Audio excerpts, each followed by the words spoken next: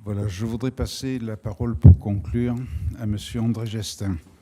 La plupart d'entre vous le connaissent. Il est président de l'Académie vétérinaire de France, mais il est aussi vice-président de la Fédération des académies européennes de médecine.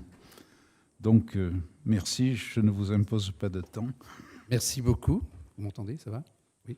Donc, merci, Monsieur le Président. Donc, cher Président, cher secrétaire perpétuel, donc, chers collègues, chers amis. Alors, en quelques mots, le colloque État académique du 15 juin 2022 vient de s'achever. Alors, ce colloque portait cette année sur le thème « Une seule santé, les microbes et l'antibiorésistance en partage ». Alors, sur ces 10 dernières années, le groupe de veille scientifique interacadémique s'est étoffé et compte aujourd'hui 7 académies nationales. En d'autres termes, c'est une intégration aboutie et réussie qui est à souligner. Toutes les institutions académiques concernées par l'antibiorésistance sont réunies. Les échanges sont riches et les conditions de l'échange sont réunies. Une capacité réelle à l'écoute mutuelle. Cette démarche intégrée au niveau académique et national fait aussi écho aux autres initiatives de rapprochement et d'intégration dans les plans de recherche, de référence et de surveillance épidémiologique.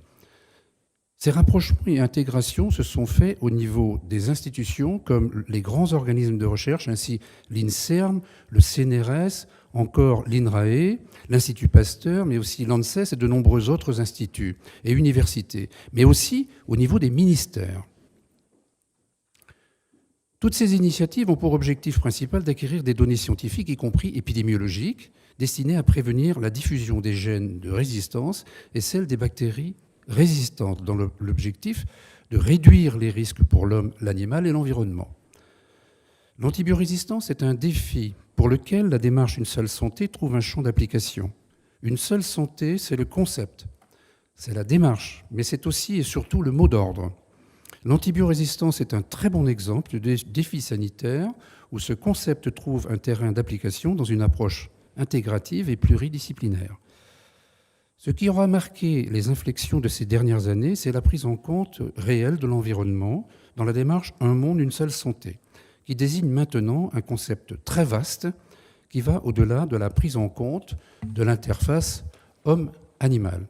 Il inclut l'environnement et ses nombreuses conséquences sur la santé globale. Pour les recherches sur l'antibiorésistance, le compartiment hydrique a été exploré et les stations d'épuration identifiées comme jouant un rôle dans la diffusion des gènes de résistance et la diffusion des bactéries résistantes. De la même façon, le sol s'est avéré être un compartiment où les gènes de résistance pouvaient persister. L'étude des bactéries telluriques comme l'agent de la mélioïdose a mis en évidence le portage par ces bactéries de gènes de multirésistance, soulignant la complexité des équilibres dans le sol. L'antibiotique n'était-il pas un facteur d'équilibre entre populations microbiennes dans le sol? Aujourd'hui, ce pool de gènes de résistance des sols est appelé le résistome des sols. Les compartiments eau, sol, océan deviennent objets majeurs d'investigation.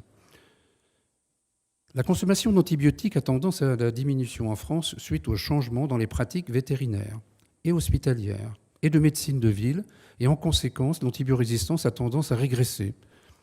Ce sont des signaux encourageants illustrant les effets d'une démarche concertée. Ceci est vérifié au niveau national et au niveau des États membres de l'Union européenne. Malheureusement, ce n'est pas le cas dans toutes les autres grandes régions du monde, notamment en Asie.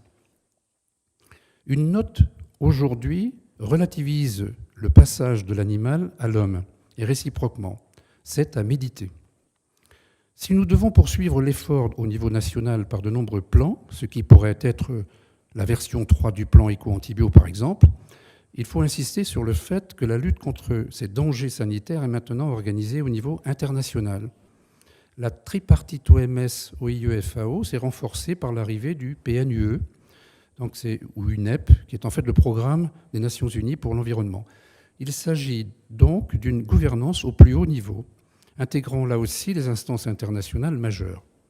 Cette quadripartite OIE, OMS, FAO, PNUE s'est félicitée de la nouvelle définition opérationnelle du principe Une seule santé, formulée par leur groupe consultatif, le groupe d'experts de haut niveau pour l'approche Une seule santé, le One Health High Level Expert Panel, dont les membres représentent un large éventail de disciplines dans des domaines scientifiques et politiques du monde. Les 4 organisations travaillent ensemble dans le but de transversaliser le principe. L'objectif est d'être mieux préparé à prévenir les menaces pour la santé mondiale, à les détecter et à y répondre, et de promouvoir le développement durable. 26 experts, 5 Européens, dont un Français, Serge Morand, veilleront entre autres à la prise en compte de l'environnement, de la faune sauvage et de la biodiversité. Il est à souligner que l'Union européenne prépare son programme cadre 2021-2027, dit Horizon Europe, et l'originalité est la mise en place de grands consortia nommés partenariats européens, destinés à financer la recherche, notamment sur l'antibiorésistance. Et ce consortium antibiorésistance émargerait dans le cluster 1 santé. De même, la santé animale et le bien-être animal seront pris en charge par le cluster 6 agriculture-alimentation. Il est à regretter que les principes d'une seule santé n'auront pas été totalement intégrés à la structuration de ces grands partenariats européens. La FEAM, Fédération européenne des académies de médecine, est une fédération mise sur pied il y a 20 ans à l'initiative du professeur Charles Pilet. Elle aura connu une phase d'accélération par son intégration dans le mécanisme SAPEA, qui est le mécanisme de formulation des recommandations scientifiques directement auprès de la présidence de la Commission européenne. Madame von der Leyen, on le doit au professeur Bernard Charpentier de l'Académie nationale de médecine. Le dispositif est opérationnel pour pouvoir exprimer des opinions et les Français sont bien placés pour faire connaître leur vision, comme la vision partagée au sein de l'entente État académique sur l'antibiorésistance exprimée en commun ce soir.